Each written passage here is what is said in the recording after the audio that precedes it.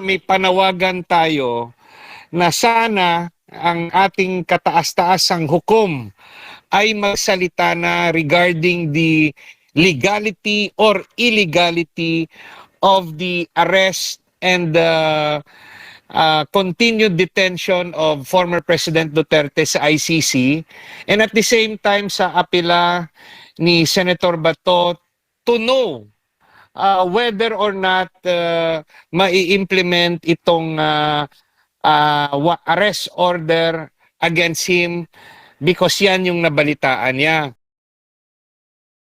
Mayong gabi sa lahat ng nakikinig sa SMNI. May gabi. Opo, doon po sa naging sitwasyon kanina, ano po ang nakikita, basa nyo po at may-ari kung may mga paglabag kayong nakita po dito po sa panig ng pag-i-implement ng arrest warrant at doon sa nangyari po kay Senador Bato de la Rosa po, Attorney?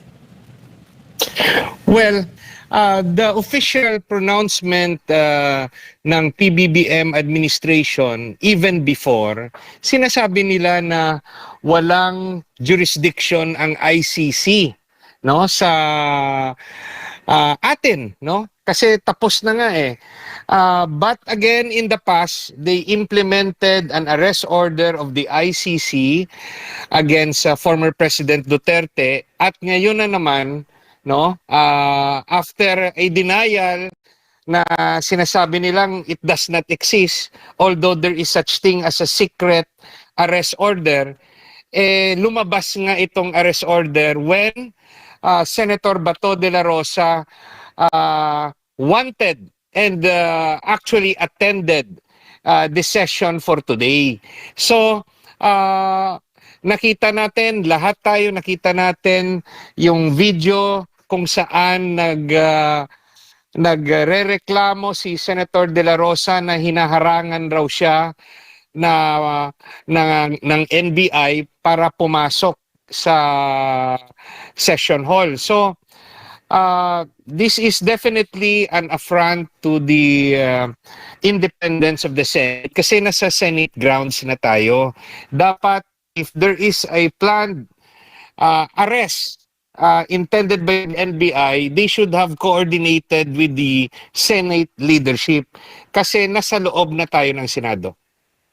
Opo, malinaw na po ba yung sa tingin nyo po ang sinasabi po ng Korte Suprema sa mga dapat na proseso na gawin po, Attorney, at hindi diretso, ora-orada agad at tila gustong gawin na kung ano yung nangyari kay dating Pangulong Rodrigo Duterte para dito kay Senador Bato de la Rosa?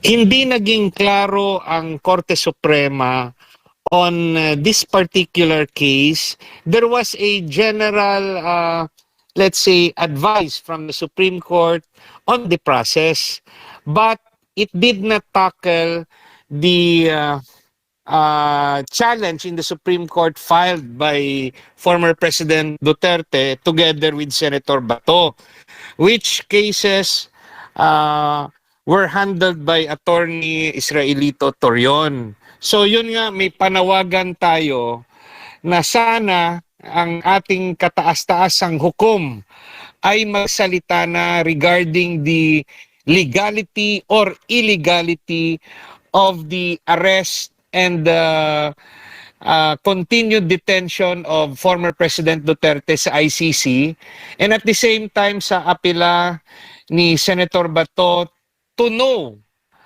whether or not mai-implement itong arrest order against him because yan yung nabalitaan niya. Now, for a long time, there is a claim na such a warrant exists, but there is also a denial from the ICC that it exists. But they also clarified that they are allowed to issue secret arrest order kasi part of their proceedings to ensure that they will be able to implement such an order. Now, we must remember that we are under Philippine jurisdiction. So, dapat para maiwasan natin ang kaguluhan at maiwasan ang confusion, umaapila ako at marami sa inyong umaapila sa Korte Suprema, magsalita na po kayo. Give us a guide and give us in particular your decision regarding sa pag-aresto kay Tatay Digong at ngayon sa planong pag-aresto kay Senator Bato de la Rosa. Attorney, si Jade po ito. Ngayon ay isinailalim po sa Senate Protective Custody ang senador. Mapipigilan kaya ito?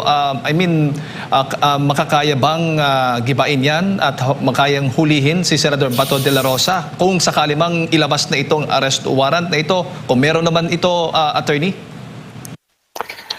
On theory, the Senate grounds must be respected on theory, no?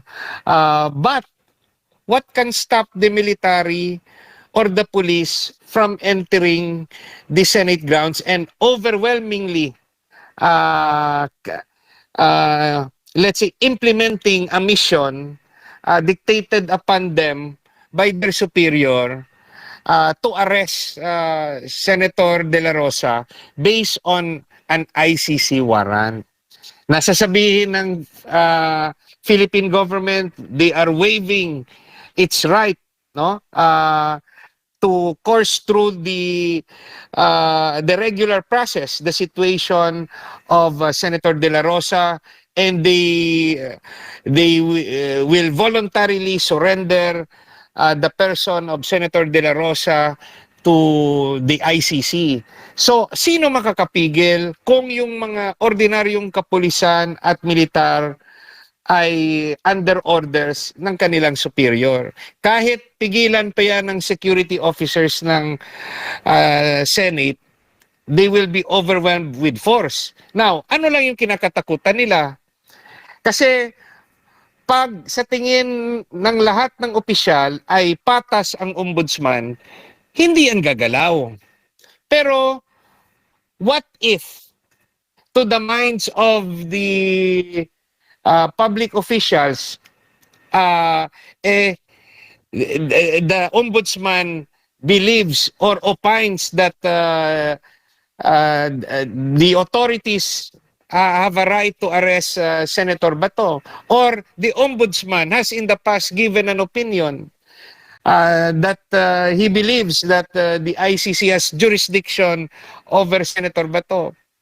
Pag ganon yung nasa utak ng public official, they can actually believe and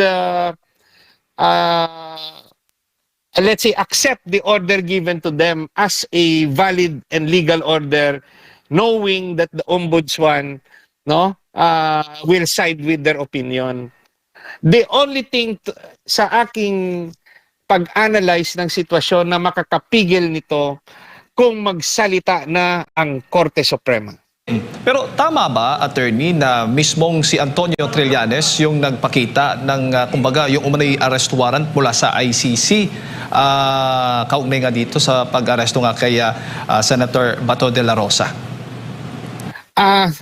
We can question that as not following the process by reason that dapat ang ICC should course it through the DFA, and the DFA will ask for assistance at DOJ, and the DOJ will be the one to coordinate with the proper authorities like the NBI or the PNP to implement that warrant if the Philippine government has decided to surrender its right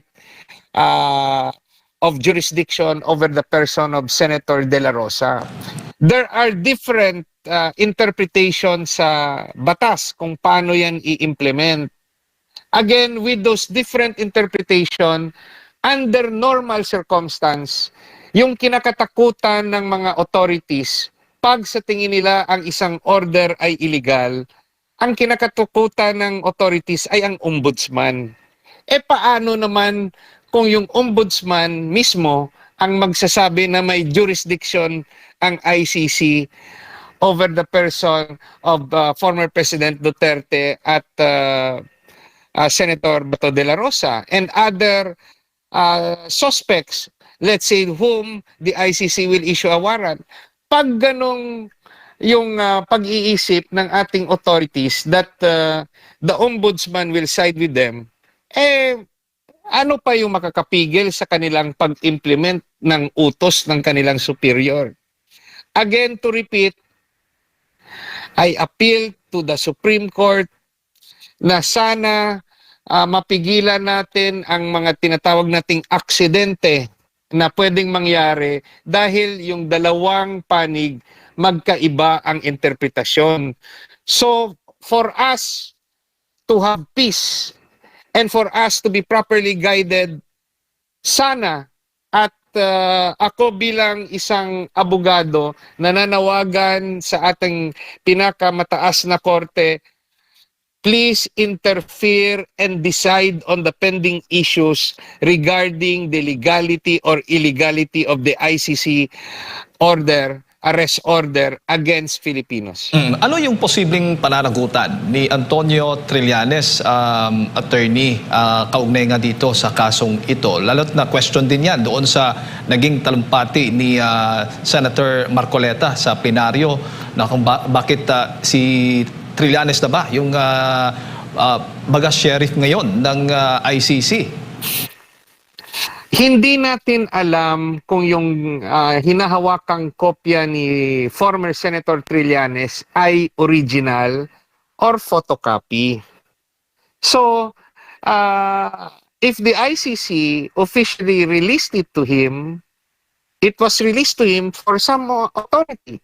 Or, hindi rin natin alam kung yung kopyang yon is just a photocopy which the former senator got from the prosecution ng ICC. No? So hindi natin alam. Only Senator Trillanes can inform the public as to how and what and in what capacity is he holding such a order or photocopy of such an order. So we have to make sure first whether that copy is an official copy or a mere photocopy. Oo. Kung yung kopya niya ay may petsang nakalagay na last 2025 pa, attorney, yun po ba ay epektibo pa? And unless there's another order stating that it has been cancelled, any order will continue to exist and should be recognized. At ito yung danger. Ito yung danger. Remember, lumabas sa balita na hindi lang si Senator Bato ang respondent sa akusasyon. Paano natin malaman kung meron pang arrest order na let's say against Senator Bongo? Kasi sa balita, lumabas rin na Senator Bongo is one of those being complained against. Si former General Albayalde, I think, is also one of them and others. No? So, umpisa pa lang ito, yung kay Senator Bato. Anong makakapigil pag hinayaan itong mangyari? Yung iba na respondent, baka mabigla na lang na meron rin silang mga arrest order at dadamputin na lang sila at ililipad sa eroplano papuntang Hague, Netherlands. Again, mapipigil lang ito at magkakaroon ng kapayapaan sa isyong ito kung magsalita ng ating Korte Suprema. At yung Senado naman, matapos nga nakita yung CCTV footage ng habulan ng ilang NBI agents at itong si Senator Bato de la Rosa, ay nagkaroon po sila ng motion na i-contempt itong mga ahenteng ito na mula sa NBI at ilang individual attorney. Sa tingin po ninyo, tama po yung naging hakbang ng Senado dito? Malalaman natin kung magkakaroon ng kapangyarihan ang contempt order ng Senado, sino yung dadakip sa taga-NBI. At kung hindi susundin ng NBI yung order, anong magagawa ng Senado? Magrereklamo sila sa ombudsman na kakasuhan yung NBI leadership for not surrendering their men. So we will have a constitutional crisis sa ganitong sitwasyon. But again, the contempt power ng legislature is entirely separate from an ordinary criminal action. Kita mo naman nung panahon ng Quadcom, wala namang kaso na final sa korte, pero may naging kapangyarihan na magpakulong ang House of Representatives. So, kung gagawin yan ng Senado, mai-implement ba ito? At sinong ahensya ng gobyerno ang makikinig sa Senate to implement it? Kasi limitado naman yung security officers ng Senado. They will have to ask help from other government agencies. Opo. At bukod po doon sa mga remedyo, legal remedy po na nabanggit po ninyo na dapat desisyonan na ng Supreme Court, yung mga nauna ng petition po ng iba't ibang mga kampo na kumukwestiyon nga dito sa illegal na pag-aresto kay dating Pangulong Rodrigo Duterte. Kanina din ay meron pong inihain naman na bago na naman pong petition, itong motion, baga urgent manifestation with omnibus motion po yung kampo ni Senador Bato de la Rosa sa pangunguna nga po ni Attorney Israelito Torion dyan po sa Supreme Court upang humiling ng proteksyon na attorney laban nga sa posibleng implementasyon ng umano'y arrest warrant. Anong ang epekto po niyan, attorney? Legally, it's the right move to remind the Supreme Court of the urgency of the present issue. Ano ba, mag-aantay pa ba tayo na may physical violence na mangyari? That should be avoided. Kaya nga, yung makakapigil lang sa lahat ng sides. Pag nag-declare ang Supreme Court na tama ang Philippine government, di walang magagawa Senator Bato, talagang dadalhin siya doon sa ICC na wala ng proseso dito. Pero pwede rin magdesisyon ng Korte Suprema at sasabihin na bago mangyari yon, dapat may pandinig muna sa Korte ng Pilipinas para malaman kung talagang tama ang hatol ng ICC at magkakaroon ng pandinig sa issue na hindi ba functioning ang Philippine courts. That is why nagkaroon ng let's say jurisdiction ng ICC. So mapipilitan ang Korte Suprema to touch on the very root of the intervention of the ICC sa mga Pilipino. Kasi yung premise dyan, the court is not functioning, that is why the ICC has to come in. What if the Supreme Court has decided that the court is functioning, yung Supreme Court is actually very alive.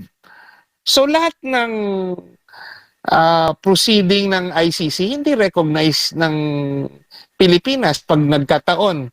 What an embarrassment will it be to the Philippine government pag nagkataon kasi ipadala na natin ang former President Duterte natin because of such an interpretation of the Supreme Court. We would not have been able to save former President Duterte, pero maisasalba natin sina Senator Bato at yung mga iba pa.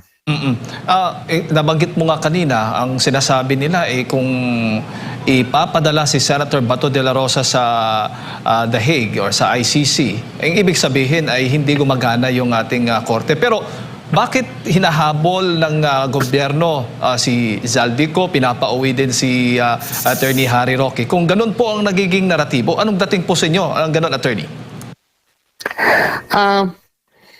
Politics is already in play sa atin. No?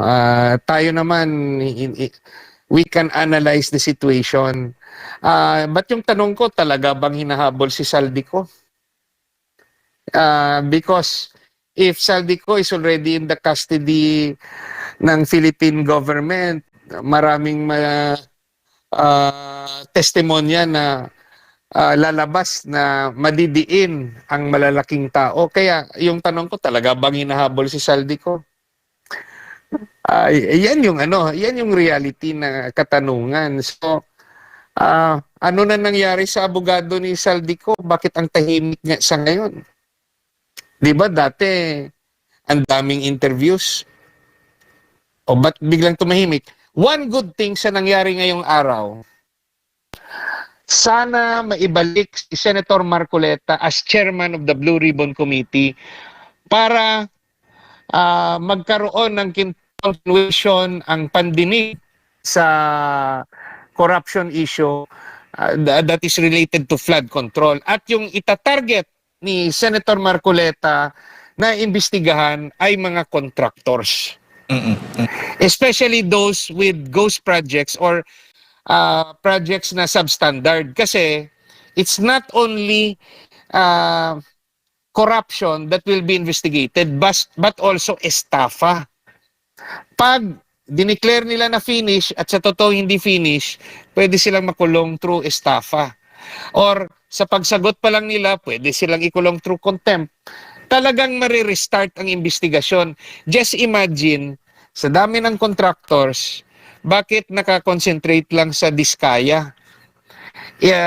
Pag talagang tinutukan ito ni Senator Marcoleta, magkakaalaman na the contractors' cooperation are needed kasi sila yung magtuturo kung sino mga politiko ang involved dito sa flood control controversy. Tama yung strategy ni Senator Marcoleta, offered contractors a possible plea bargaining or witness protection inclusion sa program for as long as ituturo nila yung mga politiko. I think mababaliktad to lahat. Thank you. Ayan po, Attorney, maraming salamat po sa inyo pong oras at sa pagbibigay po niyo ng impormasyon ngayong gabi. Magandang gabi po sa inyo. Magandang gabi at salamat SMNI.